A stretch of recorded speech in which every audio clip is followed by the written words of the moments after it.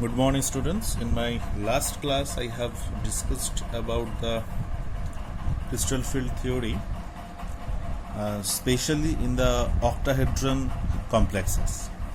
Now, in this class, I will discuss about the d orbital splitting in the tetrahedral crystal field. That means now in this class, I will discuss about the splitting of d orbital in case of the tetrahedral coordination complexes, how the ligands can affect the tetrahedron crystal field, okay, and how the d orbitals get splitted in the influence of the ligands. These things I will discuss in this class. So d orbital splitting in the tetrahedral crystal field, and after that I will calculate also the crystal field stabilization energy, that is the CFSE, in case of the tetrahedral crystal field. Okay. तो जैसे हम लोग octahedron crystal field में देखे थे कि D orbital जो होता है, मेटल का डी ऑर्बिटल होता है, मेटल का डी ऑर्बिटल 5 डी ऑर्बिटल है in the D subshell, that is dxy, dyz, dzx, dx² - y² and dz². इसमें से हम लोग लास्ट क्लास में भी बताए थे कि dxy, dyz एंड dzx, ये तीनों जो डी ऑर्बिटल्स है, ये तीनों d orbitals these are axis non oriented. Okay, these are axis non oriented, and dx² - y² and dz², ये दोनों क्या है? ये दोनों है एक्सिस ओरिएंटेड. ये मैं लास्ट क्लास में भी बताया था कि dxy, yz एंड zx, ये तीनों जो डी ऑर्बिटल्स है in d subshells, they are axis non-oriented, and the other two, that is dx² - y² and dz², these two orbitals are axis oriented.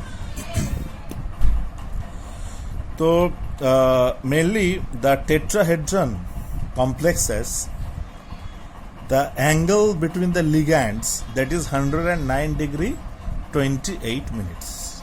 I think you guys know about the angles between the ligands, but in case of the octahedron field, we have discussed that the angle between the ligands, that is mainly 90 degree, and for that reason the octahedral ligands, these are axis oriented. Octahedral complex के लिए हम लोग क्या देखे थे? Octahedron में हम लोग देखे थे जो लिगैंड्स है, एक और एक के बीच, लिगैंड के बीच एंगल कितना है? 90 डिग्री. 90 डिग्री का मतलब ही है ये एक्स वाई जेड एक्सिस, तीनों एक्सिस 90 डिग्री एंगल में है. इसीलिए ऑक्टाहेड्रल में जितना भी लिगैंड्स है, मेटल के साथ अटैच्ड जितना भी लिगैंड्स है, all are axis oriented. But in case of the tetrahedron field, the angle is 109 degree 20 minutes. That's why in the tetrahedral complexes, the ligands, those are attached to the metal, these ligands are non-axis oriented. Okay? So that is the main base, that how the d orbitals get splitted in the tetrahedral crystal field by the influence of the ligands. So these are the 5 metal d orbitals. Okay, and when there is no ligands, there is the minimum energy of the metal d orbitals, and when the ligands will get surrounded, okay, when the ligands get surrounded by the metal, then the metal d orbital that is in the spherical crystal field, and in that point the energy of the metal d orbitals will be increased. Okay, तो जब free metal D orbital है तो उसका energy सबसे less है.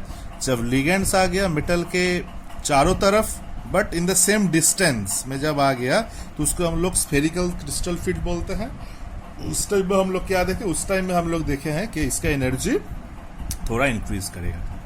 अभी after that क्या होगा, जब splitted D orbital in the tetrahedral crystal field हम लोग जब देखेंगे, मतलब लिगैंड्स जब अपना अपना स्पेस में अपना अपना प्लेस में जब आ जाएगा, अराउंड द मेटल जब आ जाएगा, हम लोग यहाँ पर टेट्राहेड्रल की बात कर रहे हैं, तो 109 डिग्री 28 मिनट करके जब ये लिगैंड्स मेटल के साथ अटैच हो जाएगा, एट दैट पॉइंट ये मेटल का जो डी ऑर्बिटल था, जो डीजेनरेट था, वो अभी क्या हो गया, ये मेटल डी ऑर्बिटल अभी और डीजेनरेट स्टेट में नहीं रहा, इसका स्प्लिटिंग हो गया। स्प्लिटिंग कैसे हुआ, दोनों मेटल डी ऑर्बिटल नीचे आ गया, मतलब ये जो मेटल डी ऑर्बिटल है ये ज़्यादा स्टेबिलाईज हो गया, और बाकी तीनों जो मेटल डी ऑर्बिटल्स है इसका एनर्जी ज़्यादा हो गया, मतलब ये ज़्यादा अनस्टेबल है। ओके, तो ऐसा क्यों हो रहा है, क्यों तीनों मेटल डी ऑर्बिटल अनस्टेबल हो रहा है, मतलब ये जो हम लोग T2 करके लिखे हैं और ये E जो लिखे हैं, दैट मीन्स ये जो दोनों जो डी ऑर्बिटल्स है, ये दोनों डी ऑर्बिटल्स का एनर्जी क्यों लेस हो गया, मतलब ये क्यों ज़्यादा स्टेबिलाईज हो गया, ये हम लोगों को यहाँ पर डिस्कस करना है। ये चीज़ हम लोग ऑक्टाहेड्रल क्रिस्टल फील्ड में भी डिस्कस किए थे। अगर समझ में नहीं आया, अगर तुम लोग को नहीं पता है ऑक्टाहेड्रल क्रिस्टल फील्ड में क्यों ये तीनों जो है ये नीचे आता है और ये E जो है दोनों जो है ऊपर आता है इन केस ऑफ द ऑक्टाहेड्रन, तो मेरा लास्ट वीडियो एक बार जरूर देख लेना। ओके, तो अभी इसमें क्या हो रहा है, जब हम लोग टेट्राहेड्रल की बात कर रहे थे उसमें हम लोग एक चीज जस्ट अभी बताए कि जो मेटल और जो लिगैंड्स यहाँ पर होगा इन केस ऑफ द टेट्राहेड्रल, इसके बीच एंगल कितना है, 109 डिग्री 28 मिनट्स। दैट मीन्स ये जो लिगैंड्स है, this ligands are not axis oriented. तो ये यहाँ पर जो लिगैंड्स है, this ligands are not axis oriented, but in case of the, जब हम लोग ऑक्टाहेड्रन की बात कर रहे थे, in case of the octahedron the angle between the ligands that is 90 degree, that means the ligands are axis oriented. तो यहाँ पर हम लोग देख रहे हैं कि टेट्राहेड्रल में क्या हो रहा है कि these are not axis oriented. तो अगर ये नॉट एक्सिस ओरिएंटेड अगर है, तो डी ऑर्बिटल का जो दो जो ऑर्बिटल जो एक्सिस ओरिएंटेड है, ठीक है, जो दो ऑर्बिटल एक्सिस ओरिएंटेड है मेटल का, इसके साथ लिगैंड का जो लोन पेयर होगा, इसका कोई भी इलेक्ट्रॉन रिपल्शन नहीं होगा। और एक बार सुन लो, क्रिस्टल फील्ड में मेनली क्या होता है, क्रिस्टल फील्ड में मेनली होता है the repulsion between the metal d electrons and the ligands electrons। Okay, इसके बीच में रिपल्शन होता है। तो ये जो दो ऑर्बिटल्स है ये एक्सिस ओरिएंटेड नहीं है। अगर ये एक्सिस ओरिएंटेड नहीं है तो जो लिगैंड जो है, लिगैंड के पास ऑलरेडी लोन पेयर रहेगा जो कोऑर्डिनेट बॉन्ड बनाएगा, और टेट्राहेड्रल में हम लोग देख रहे हैं this is not axis oriented. तो ये जो एक्सिस ओरिएंटेड जो मेटल का डी ऑर्बिटल जो है, उसमें जो एक्सिस ओरिएंटेड दोनों ऑर्बिटल जो है उसमें अगर कोई भी इलेक्ट्रॉन है तो उसके साथ ये लिगैंड्स का इंटरेक्शन सबसे कम होगा, क्योंकि the ligands are not axis oriented. तो मेटल का ये दोनों ऑर्बिटल्स में जो इलेक्ट्रॉन रहेगा और लिगैंड का जो लोन पेयर रहेगा उसके बीच इलेक्ट्रॉन रिपल्शन सबसे कम होगा, ठीक। इसीलिए ये दोनों D orbitals that is dx² - y² and dz², ये दोनों क्या होगा, ये ज्यादा स्टेबिलाईज होगा, क्योंकि इसके बीच कोई इलेक्ट्रॉन रिपल्शन नहीं हो रहा है, ठीक ना। इसीलिए ये दोनों ऑर्बिटल्स जो है ये एनर्जेटिकली लोअर हो गए, थोड़ा नीचे आ गया, इसका मतलब ये ज्यादा स्टेबिलाईज कर गया। तो ये जो E हम लोग लिखे है, E फॉर n का मतलब है 2, तो ये 2 का मतलब क्या है, यहाँ पर dx² - y² एंड dz², यही है ये दो ऑर्बिटल्स, ओके, जो हम लोग यहाँ पर डिस्कस किए हैं। और ये जो तीनों orbital that is dxy, dyz and dzx, these are non axis oriented d orbitals. तो मेटल के अंदर जहां जहां dxy, dyz, dzx है, these are non axis oriented. और लिगैंड जो है ये भी नॉन एक्सिस ओरिएंटेड, क्योंकि एंगल 90 डिग्री नहीं है।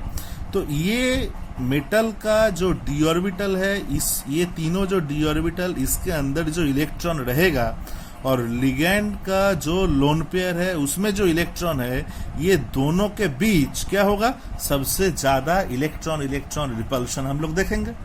इसीलिए ये तीनों मेटल का डी ऑर्बिटल्स क्या होगा, ये तीनों मेटल का डी ऑर्बिटल्स ज्यादा इलेक्ट्रॉन रिपल्शन के दौरान इसका स्टेबिलिटी लेस होगा।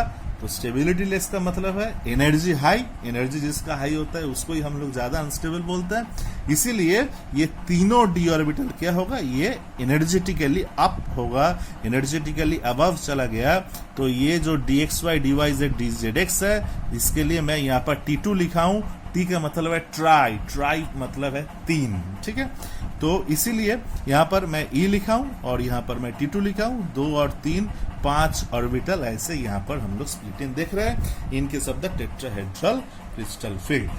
ओके, समझ में आ गया क्यों ऐसा डी ऑर्बिटल का स्प्लिटिंग हम लोग देखें। अभी हम लोग ऑक्टाहेड्रन में भी देखे थे, ये जो T2 और जो E जो हो रहा है, ऑक्टाहेड्रन में T2G था और EG था, बट टेट्राहेड्रन में ओनली T2 और E। ऐसा क्यों हम लोग लिख रहे हैं, इसका भी रीजन क्यों हम लोग लिख रहे हैं, ठीक है। T2G, G जो हम लोग ऑक्टाहेड्रन में लिखते हैं, G का मतलब है जेराडे। G का मतलब क्या है, G का मतलब है जेराडे। जेराडे का मतलब है सिमेट्री। हम लोग जानते हैं कि ऑक्टाहेड्रन जो ज्योमेट्री है, that is maximum symmetrical structure. जितना भी स्ट्रक्चर हम लोग रीड किए हैं उसमें से सबसे ज्यादा सिमेट्रिकल ऑक्टाहेड्रन, इसीलिए वहां पर हम लोग G वर्ड को डालते हैं। G मतलब जेराडे, जेराडे मतलब सिमेट्री। बट टेट्राहेड्रन में एंगल है 109 डिग्री 28 मिनट्स, कोई भी लिगैंड्स एक्सिस ओरिएंटेड नहीं है, इसीलिए यहाँ पर हम लोग G वर्ड यूज नहीं कर रहे हैं, क्योंकि that is not that much symmetrical structure like octahedron. तो इसीलिए हम लोग G वर्ड को यहाँ पर ओमिट किए हैं। तो that is E and that is T2। तो इसके बीच ऑक्टाहेड्रन में हम लोग क्या देखे थे, T2G और EG के बीच में डिस्टेंस होता है 10 DQ और डेलो। अभी हम लोग सेम चीज यहाँ भी देख रहे हैं। यहाँ पर जो हम लोग 10 DQ तो ऑब्वियसली लिखेंगे, बट यहाँ पर डेल T लिख रहे हैं। T का मतलब है टेट्राहेड्रन, इसीलिए मैं डेल T लिख रहा हूं। वहां पर ऑक्टाहेड्रन में मैं डेल O लिखा था, ठीक। तो डेल T लिख रहा हूं, T for tetrahedron. So the distance between the T2 and E, distance क्या है, distance is del T। Okay, इसका मतलब ही है 10 DQ। तो इसके बीच ये जो सेंटर जो जा रहा है, metal D orbital spherical crystal field, इसका जो एनर्जी है, उस एनर्जी के वाला जो लाइन है उसका मतलब बैराई सेंटर बोलते हैं। तो इस बैराई सेंटर से ई सेट ऑफ डी ऑर्बिटल जो है, इसके बीच डिस्टेंस कितना है, दैट इज -6 DQ। और बैराई सेंटर से T2 जो है, T2 के बीच डिस्टेंस क्या है, दैट इज 4 DQ, ठीक है। तो ये ऊपर में T2 है इसीलिए +4 DQ, नीचे में E है, ज्यादा स्टेबिलाईजेशन है E में, इसीलिए यहाँ पर मैं -6 DQ लिख रहा हूँ, क्योंकि एनर्जी जितना नेगेटिव होगा उतना सिस्टम ज्यादा स्टेबिलाईज करता है। सो +4 DQ ऊपर में, नीचे आ गया -6 DQ। Okay, so that is the splitting. जब टेट्राहेड्रल कॉम्प्लेक्स हो रहा है तो उस टेट्राहेड्रल कॉम्प्लेक्स में मेटल का डी ऑर्बिटल का स्प्लिटिंग हो रहा है। तो ये इसका रीजन है कि क्यों ये 3 और 2 में कैसे स्प्लिट हो गया, मैं इसको एक्सप्लेन किया हूं। मेनली इसको मैं एक्सप्लेन किया हूं कि ligands these are non axis oriented. तो मेटल में भी जो 5 डी ऑर्बिटल्स है उसमें से जो नॉन एक्सिस ओरिएंटेड ऑर्बिटल्स होगा उसके साथ लिगैंड का जो लोन पेयर होगा उसके बीच रिपल्शन ज्यादा होगा, इसके कारण उसका एनर्जी ज्यादा हो जाएगा, मतलब ये डिस्टेबलाइज करेगा। इसीलिए मैं T2 को ऊपर में लिखा हूं। बैराई सेंटर से T2 का डिस्टेंस 4 DQ और बैराई सेंटर से E का डिस्टेंस क्या है, दैट इज -6 DQ। तो मैं डेलो का बात किया था, है ना, डेलो का बात किया था। डेलो के लिए भी 10 DQ लिखा था, डेल T भी मैं 10 DQ लिख रहा हूं, दैट इज फिक्स। बट एक very important expression is there, that is that del T is equal to 4/9 del O. That is a very, very important expression, that is del T is equal to 4/9 del O. तो del T मतलब ये जो हम लोग del T लिख रहे हैं that is equal to 4/9 del o. तो ऑक्टाहेड्रॉन का जो केस होता है उसमें जितना एनर्जी का गैप रहता है in between the T2G and EG in case of the octahedron complexes, ठीक है, del T that is equal to 4/9 del o. इसका मतलब डेल टी का एनर्जी गैप बहुत कम होना, मतलब डेलो का जितना गैपिंग था T2G EG के बीच उसका हाफ से भी नीचे आ रहा है डेल टी का, ठीक है। तो मैं ये एकदम आसानी से तुम लोग एक्सप्लेन कर सकता हूं कि सपोज मैं इसको ऐसे भी दिखा सकता हूं कि सपोज मैं ये ऑक्टाहेड्रॉन का केस लिख रहा हूं, तो ऑक्टाहेड्रॉन का केस में that is our T2G and that is our EG, T2G EG ऐसे होता। अभी टेट्राहेड्रॉन का जब मैं केस लिखूंगा with respect to the octahedron, अगर मेरे पास सेम मेटल है, सेम लिगेंड है, ऐसा अगर कोई मैं कॉम्प्लेक्स ले लिया हूं जो ऑक्टाहेड्रॉन भी बनाता है और टेट्राहेड्रॉन भी बनाता है, तो ऑक्टाहेड्रॉन में अगर एनर्जी गैप ये है जिसको मैं डेलो लिख रहा था, अभी टेट्राहेड्रॉन में जाके इसका एनर्जी गैप को मैं ऐसे दिखा सकता हूं, that is our T2 and that is our E, so that is our del T, क्योंकि ये हाफ से भी कम होगा, ठीक है, डेल टी का वैल्यू हाफ से भी कम होगा। ये केस कब होगा? जब मेरे पास सेम मेटल है एंड मेरे पास सेम लिगेंड है।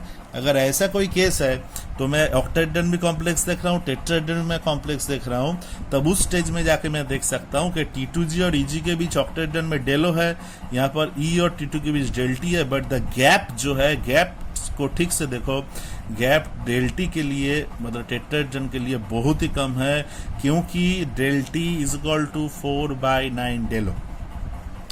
तो मैं लास्ट क्लास में एक चीज डिस्कस किए थे कि high spin complex, low spin complex and weak field and strong field, ठीक है, ये भी मैं डिस्कस किया। तो अगर ये एनर्जी गैप बहुत कम होगा तब क्या होगा? अगर एनर्जी गैप जो है E और T2 के बीच वेरी वेरी लेस है, तब क्या करेगा? सपोज 1 इलेक्ट्रॉन यहाँ पर फिलअप हुआ है, अनदर इलेक्ट्रॉन यहाँ पर फिलअप हुआ है, जब थर्ड इलेक्ट्रॉन आएगा, जब थर्ड इलेक्ट्रॉन क्या करेगा? थर्ड इलेक्ट्रॉन इजीली T2 में जा सकता है, थर्ड इलेक्ट्रॉन इजीली T2 में शिफ्ट हो सकता है, क्योंकि इसका बीच E और T2 के बीच energy gap is very very low. तो जब सपोज मैं D3 या D4 D5 के बात कर रहा हूं, तो क्या होगा? इलेक्ट्रॉन 1 2 जाने के बाद जब नंबर 3 में जाएगा तो नंबर 3 यहां पर नहीं आएगा, ये सीधा चला जाएगा यहां पर, इनके शब्द D3। इसका मेन रीजन क्या है? क्योंकि टेट्राहेड्रॉन कॉम्प्लेक्स में E और T2 के बीच जो गैपिंग है, that gapping is very very less, ठीक है। इसीलिए मेनली क्या होता है, ये जो चीज मैं यहाँ पर दिखा रहा हूं, that is 1 electron, 2 electron, another electron go up, that means it will go to the T2, मतलब next energy state.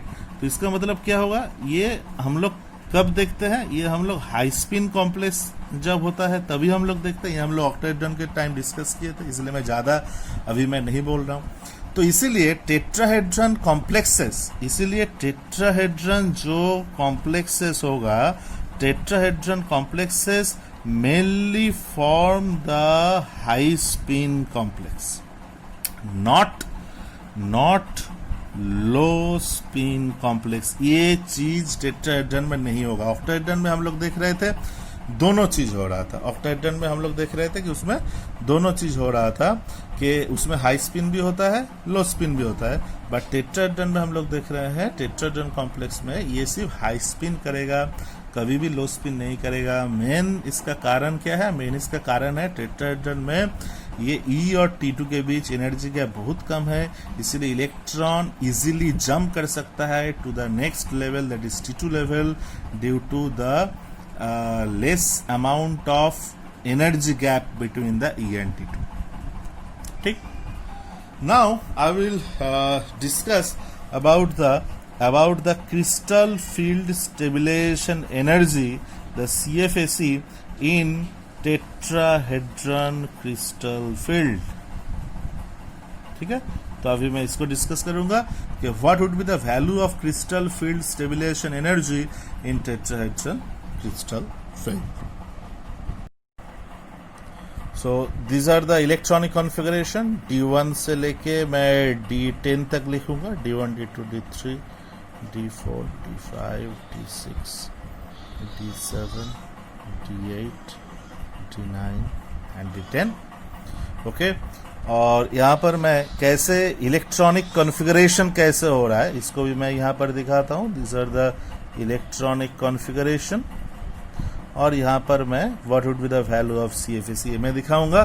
That is mainly for the high spin complexes, so there is no discussion about the low spin complexes in case of the tetrahedron crystal field. So only I will write the CFEC for the high spin complexes, not for the low spin complexes, because the low spin complexes of the tetrahedron coordination compounds, that is very very rare. ये हम लोग के उतना in detail syllabus में नहीं है, तो that is very very rare examples. तो D1 तो मैं जस्ट साइड में और एक बार यहाँ पर ड्रॉ कर लेता हूँ। That is E, that is our T2। Okay, that is suppose our barycentre. तो यहाँ एनर्जी कितना है, दैट इज -6dq। यहाँ पर एनर्जी कितना है, दैट इज +4dq। तो जब D1 होगा तो इसका मतलब एक इलेक्ट्रॉन यहाँ पर आएगा, तो D1 का मतलब है E1। तो जब E1 होगा तो इसकी एनर्जी कितना होगा, that is -6dq। Okay, next is our D2। जब D2 होगा तो यहाँ पर और एक इलेक्ट्रॉन आएगा, दैट इज फॉर D2। तो यहाँ पर मैं E2 लिख सकता हूँ। एनर्जी कितना होगा, -6dq into 2, that is -12dq। D3 जब होगा तब क्या होगा, D3 में एक इलेक्ट्रॉन यहाँ पर चला गया, मतलब एक इलेक्ट्रॉन मेरा T2 में आ गया। तो इसका मतलब यहाँ पर मैं लिख सकता हूँ, दैट इज E2 T2 1। तो -12dq, E2 का मतलब +4dq यहाँ पर हो रहा है। तो इसका मतलब कितना हो गया, that is our -8dq। D4 मतलब E2 T2 2, E2 T2 2 हो गया, अनदर इलेक्ट्रॉन यहाँ पर चला गया। जब D4 हुआ तो E2 T2 2, E2 मतलब -6dq into 2, that is -12dq। और T2 2 का मतलब है 4 to 8, 4 to 8। इसका मतलब कितना हुआ, दैट इज आवर -12, और इधर 8 मतलब -4dq। Next is our D5। D5 मतलब एक इलेक्ट्रॉन यहाँ पर, तो E2 एंड T2 3, इसका एनर्जी कितना हुआ, that is our 0। Next is our D6। D6 मतलब यहाँ पर 5 हो गया। नेक्स्ट अनदर इलेक्ट्रॉन कहाँ पर आएगा, यहाँ पर आएगा, तो that is our E3 T2 3। तो इसका एनर्जी कितना होगा, E3 T2 3 का मतलब E2 T2 3 हम लोग ऑलरेडी देख चुके हैं, दैट इज 0। तो नेक्स्ट अनदर इलेक्ट्रॉन यहाँ पर आया, तो इसकी एनर्जी होगा -6dq। Again for D7 that is E4 T2 3, क्योंकि अनदर इलेक्ट्रॉन यहाँ पर आएगा, सो that is our E4 T2 3। E4 का मतलब 4 into -6, that is -24, and 4 into 3, that is 12, so that means our -12dq। In case of the D8 में E तो totally fill up, तो E4 then T2 4, क्योंकि next electron will be on the T2, so that is our E4 T2 4।